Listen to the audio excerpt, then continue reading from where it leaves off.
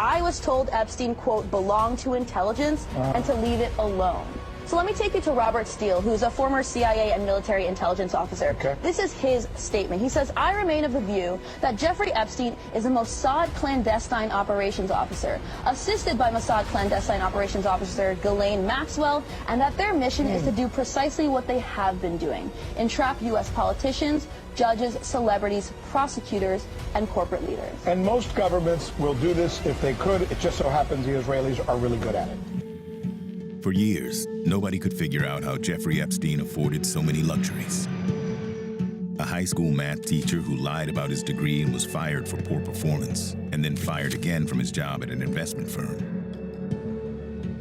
But behind these doors, Epstein hobnobbed with some of the richest and most powerful people in the world.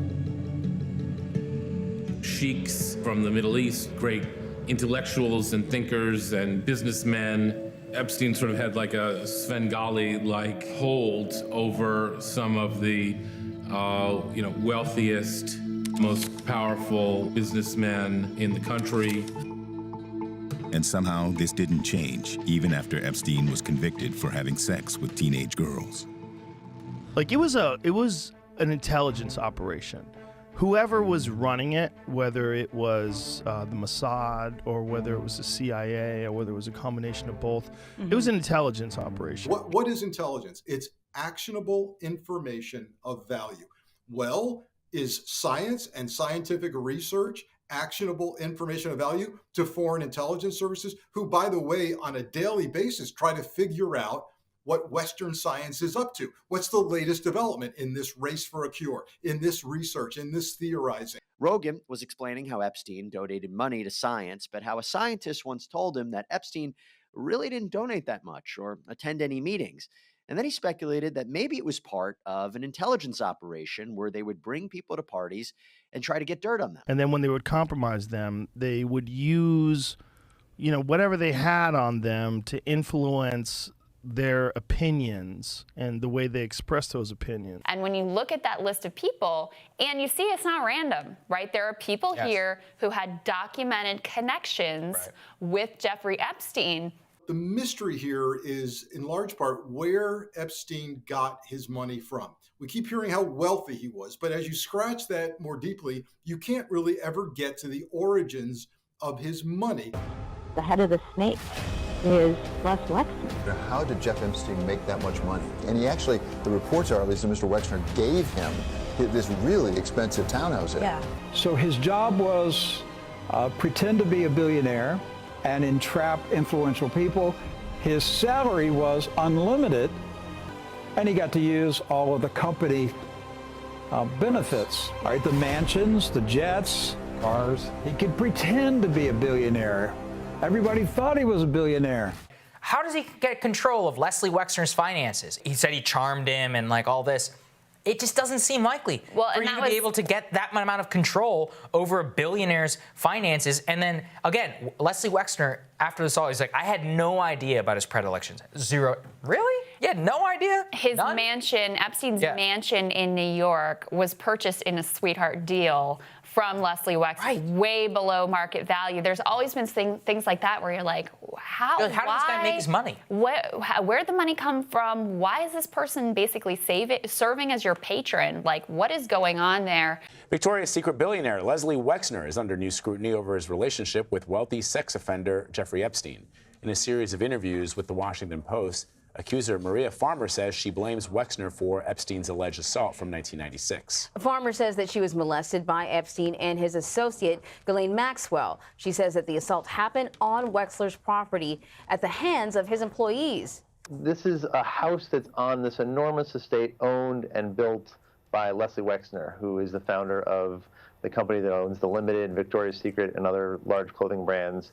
And she says that during that entire summer, she was under very close scrutiny, that there was high security around her. Her movements were limited quite closely by the family and their security. And she says she holds Mr. Wexner accountable for the situation she was in. So just describe for our viewers this relationship between Wexner and Epstein. Incredibly unusual. Mr. Wexner is one of America's really great businessmen. He's the wealthiest man in Ohio. He founded this company with $5,000 from his aunt. and build it into a $5 billion, just enormous success story. He agreed to hire Jeffrey Epstein to manage all of his finances and even gave him power of attorney to buy and sell real estate for him, make financial transactions for him. So in general, what's Wexner's sort of response to all of this? Because we've seen pictures of them sort of partying together. We know that he trusted him with his vast amounts of his wealth. I mean, he was pretty close to Epstein. Oh my gosh, yeah. I mean, power of attorney, that is something you typically only see, very trusted family members, provide to one another. So, Epstein could do anything he wanted with Wexner's financials at that time period. Wexner provided him with 2 homes. Epstein was a trustee of Wexner's foundation, incredibly close. I mean, living a half-mile away on this huge estate, like in this house that Wexner had built. So that relationship, is just hard to square Mr. Wexner's incredible business acumen with the poor decisions he made to trust Epstein. And a lot of people feel like they maybe don't know the whole picture there yet. 2 billionaires are pulling their funding for the Kennedy School in Cambridge, saying they cannot support an institution that tiptoes around the Hamas terror attack against Israel. In their letter to the Harvard board, the Wexners specifically talked about that letter from student groups that blamed Israel for the violence. Today, Harvard said in a statement that it's grateful for the Wexners' long-standing support.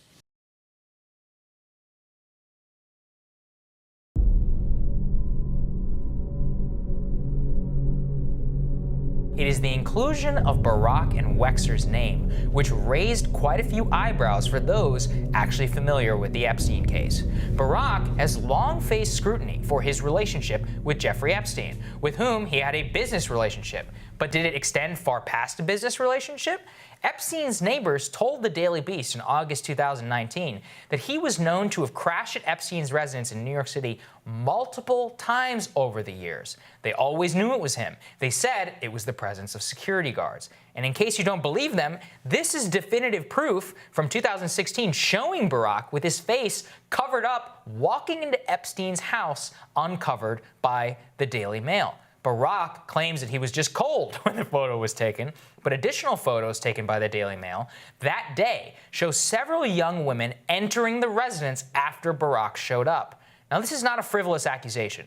This is the former Prime Minister of Israel admitting on the record to have entered business arrangements with Jeffrey Epstein long after he was already a convicted sex offender, having been photographed at his residences and with neighbors saying he stayed overnight there often. It is with that context that we have to weigh the accusation by Gouffre against Barack and all the other men involved with Epstein who have so much to lose if the real story ever actually comes out. Now, other than Barack, the other name which takes on outside significance there is of Gouffre's accusation against Leslie Wexner. Those familiar with the case will recall that one of the suspected ways Epstein got his initial possibly ill-gotten millions was by obtained power of attorney over Wexner's finances in the 1980s.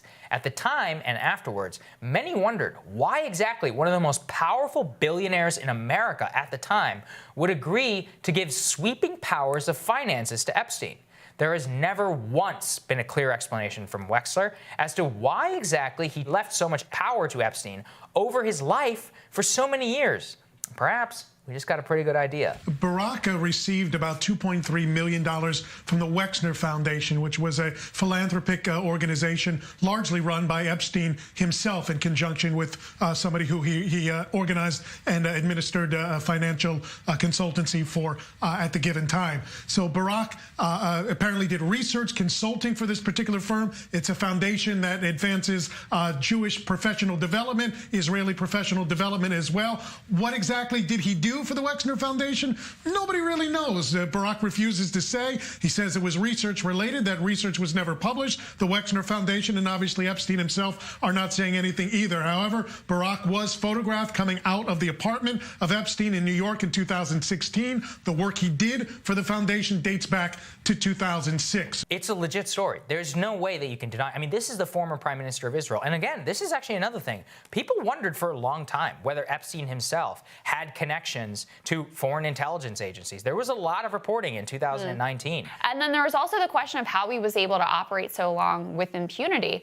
One of the things that has been alleged, is that basically he had dirt on so many powerful people that no one wanted to expose it, right? No one wanted to take him down because there were so many other people that were implicated who had ties to the Democratic establishment, the Republican establishment, foreign governments, I mean, the rich and the powerful, and it was all this sort of carefully constructed house of cards that ultimately kept him safe and able to operate with impunity for years and years and years while he continued to victimize young girls. Throughout this whole case, there's never been justice, and it started back in 2008 with the secret plea deal that Jeffrey was offered by the state of Florida. Apart from his light prison sentence, no one knew what else Epstein had negotiated in his secret Florida deal. It turned out he'd wrangled full immunity against any other charges for himself and his co-conspirators. The final outrage, victims like Courtney Wild were never to be told of the deal. How do you feel about that? To be sexually abused by a man and have the government know, and then actually, co-conspire with the perpetrator to make sure nothing happens to him is just so, it just sounds unreal. It does, except it is real. Except it is real. And it happened to you plus a whole heap of other women. Right. Why do you think the government did that? Money, power, and I think that there was a lot of people involved in this, this underage minor sex ring that they were running, and I think everybody wanted it to go away. So you believe that there was a conspiracy at play here? Oh, absolutely. What is your view of authorities signing up to that? That they're happy to protect a perpetrator at the cost of the victims. They won't even tell the victims what's going on. It was astonishing at the time, but I know for a fact that the directive to shut it down came from the highest levels from DC.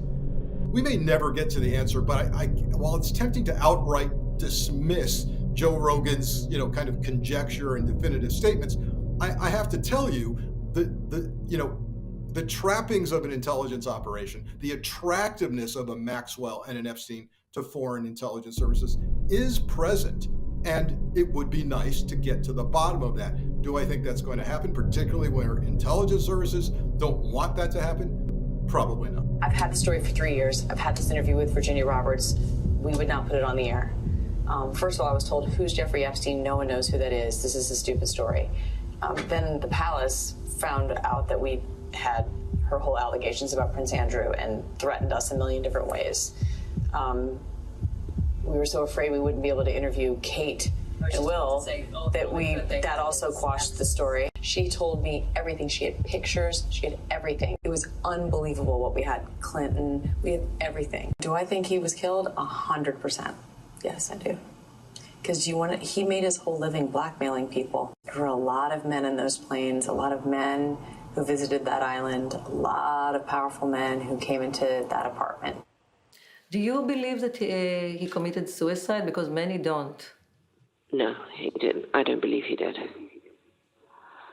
I believe that he was murdered. But clearly, the fact that I worked for him and that I spent time with him and knew him has devastated my life and hurt many people that I love and hold dear that are around me. Do you believe that? I don't. I believe that Jeffrey Epstein was an opportunity to her, and I believe that she was an opportunity to Jeffrey Epstein. Without Jeffrey, I don't believe that Ghislaine could have maintained the lifestyle that her father gave her for most of her life. Well, he paid her $30 million. That's exactly right. And he got plenty in return. I think sometimes the media focuses too much on Epstein and not enough on Ghislaine Maxwell and her background. There has been some reporting of her family, particularly her father's connections to both foreign intelligence services, including possibly the French or the Israelis, and even organized crime figures. Would all of those entities potentially want to compromise people in positions of power and influence? Of course they would. We're talking about the House of Maxwell, and we're starting with Big Papa Maxwell. Originally born as Abraham Lieb in Czechoslovakia in 1923, the official origin story of the House of Maxwell begins in squalor. In an impoverished village where winters were cold, food was scarce, and apparently a few dozen name changes were par for the course. You know, Maxwell was keen to let everyone know he was a decorated war hero. But his life in post-war Berlin is where things got very shady. He runs a very, very lucrative black market operation, buying and selling cigarettes and nylons and all chewing gum, food, everything. He is the heart of taking goods from zone to zone and putting the cash in his pockets. And Maxwell was someone who wants power, who wants influence, who wants wealth, who wants to change the world. He goes across the Russians, declares himself, gets on very well with them, and establishes good connections. He becomes a KGB agent. Maxwell was a special person. He was received in our highest spheres. In our parlance, it was called an useful official relation. So that meant that a foreigner can be useful to us as a person who would have an access to some information and who would willingly or unwillingly share it with us. At the same time, he presents himself to MI6, and he says that he's established amazing connections with leading scientists all over the world. Unbelievably, what he really wanted was MI6 to finance him to start a publishing company. It was obvious that he'd been doing odd things for MI6 in Germany already, and he suggested that we should subsidize him to buy a book business. I don't know of any other case. I was certainly never involved in any other case of MI6 buying a business for anybody. He's both working for British intelligence and Russian intelligence. No loyalties other than to himself. One of the outcomes of World War II was the establishment of the State of Israel within the region known as Palestine, a place that the newly formed United Nations had allocated as the Jewish state. Maxwell was key in the creation of Israel, given that he used his contacts to help smuggle aircraft parts to Israel during the 1948 War of Independence. Officially established in 1949, Mossad became the National Intelligence Agency of Israel, aimed at intelligence collection, covert operations, and counterterrorism, sort of like the Israeli equivalent of the CIA.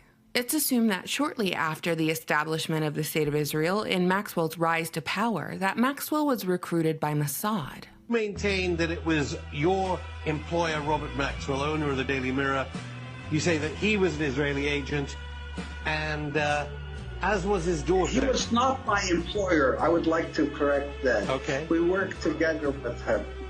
And you say that his daughter Ghislaine also, though, worked for Israel, and it was Robert Maxwell who introduced Jeffrey Epstein to Ghislaine Maxwell way before the 1990s, as mainstream media is reporting. Correct. I suppose what the most alarming allegations that you've been making are that the entire Epstein operation was a honey trap operation to entrap politicians, policymakers, celebrities, people in the media eye, basically to become Israel's assets. Correct. After his government run, Maxwell had used his contacts in the Allied occupation to build his business empire, becoming a distributor for a scientific book company and then eventually buying a controlling stake in a publisher by the name of Butterworth Springer, whose name was changed to Pergamon Press and then catapulted to prolific greatness. Pergamon, which would have been located in modern-day Turkey, was an ancient Greek city known for its altar, the Pergamon altar, also known as the seat of Satan, that was brought over to Berlin in 1930. Not only did Israeli intelligence take an interest in Maxwell's publishing companies, specifically the scientific journals he published, but the KGB also took notice, as did MI6. Intelligence agencies of every country did deal in one thing after all: Information, the flow and collection of it. I mean, he knew them all. He knew them all by first name. He had all their numbers. People like Marcus Wolf from Stasi and KGB, CIA. He knew them all. And I think he saw before other people that software would be the thing, satellite observation and all this sort of thing. So he saw this job to fly around the world and talk to these men of the security forces of these companies that they needed to get rid of the card system and deal in this. The only thing was that Maxwell had invented this and patented that there would be what he called a trapdoor within the software which would feed the information to Mossad and Israel. And this he seems to have done quite easily, from the CIA to KGB to the Canadian Defence Force to Africans and Mugabe and all of these people. He seems to have done it very, very well. In 1984, Maxwell acquired Mirror Group newspapers, which included the Daily Mirror. And pretty much everyone who worked at Mirror Group said Robert Maxwell was a crook and a liar. To say that this guy was a media mogul at this point would be an understatement. He had his hands in everything. MTV, New York Daily News, Macmillan Publishers, Nimbus Records, European newspapers, tabloids, and even a home computer company. So when I look at this guy, I see someone who is firstly privy to the latest information and he collects it, and two, he's a guy who is uniquely able to control the flow of information to the public, whether that be through educational texts, gossip columns, or even biographies about world leaders. It's a perfect job for an operative, a perfect job for a spy. All that's missing are sharks with laser beams. Ghislaine's twin sisters, Christine and Isabel, were apparently internet pioneers who founded Magellan Web Search Service. Magellan was one of the very first search engines that was live on the internet from 1995 to 2001. Imagine the data collection potential of manning a search engine. Find out an important person's IP address and keep a log of their inquiries, or perhaps even their darkest desires. Excellent blackmail potential, but I digress. The search engine was very popular amongst users. It really had the momentum to become Google, but the company sold out, only for Ghislaine's sisters to chase a spooky new endeavor. Christine founded Gilead, which is a data analytics company who managed to obtain big-time government contracts, ranging from the FBI, CIA, and the software was likely even preloaded onto HP servers going back to the early 2000s. The firm's software was behind the data search technology used by the FBI's counterterrorism data warehouse. And the company's advisory board includes Alan Wade, former CIO of the CIA. Christine is not an American, and a quick Google search and understanding of her family background would lead you to believe that her loyalty lies with Israel. So how and why did Gilead get contracts with the United States government to surveil individuals under the guise of counterterrorism? A family of foreign spies who've influenced United States policy, intelligence agencies, news media, and even the internet? How convenient is it that the Maxwell sisters are pioneers of the modern internet, completely intertwined with U.S. intelligence agencies? In 1991, Maxwell died a mysterious death off the Canary Islands, where his naked body was found floating off his yacht, named the Lady Glenn after his daughter. There is much debate over the cause of his death, whether it was a result of a heart attack, suicide, or hit job. Either way, he had a lavish funeral in Israel. And the Israeli Prime Minister eulogized him, saying that Maxwell had done more for Israel than can today be said. It's debated whether Maxwell was Mossad or Israeli military intelligence, and where his actual loyalty rested, as the billionaire publisher was rumored to have spoken 8 languages fluently and was an asset for MI6, KGB, and Mossad. It appears his main loyalty was to Israel, but when you behave the way Maxwell did, I wonder if your only loyalty is really to yourself. I feel that Robert and Jeffrey have very similar qualities. And I feel that Ghislaine spent most of her life trying to please her father. And her father groomed her to be this socialite, to learn how to read people and manipulate and exploit people. It's theorized that Ghislaine was heavily affected by her father's death and demise of his reputation. Her status and fortune had taken a hit, and thus Epstein provided her re-entry to the society to which she was accustomed, even though the key to that society was blackmail. I, however, suspect she was much less prey and altogether more predator, being spook family royalty and all. Accusations of running a sexual blackmail operation with the abuse of underage victims then turning around to weaponize that abuse to blackmail individuals for, presumably, political gain, as she's been accused numerous times of being a Mossad operative. What are normal people supposed to do with the idea that some of the most powerful people in the world, the people who run their governments, people with access to the nuclear codes, are controlled by sexual blackmail with minors?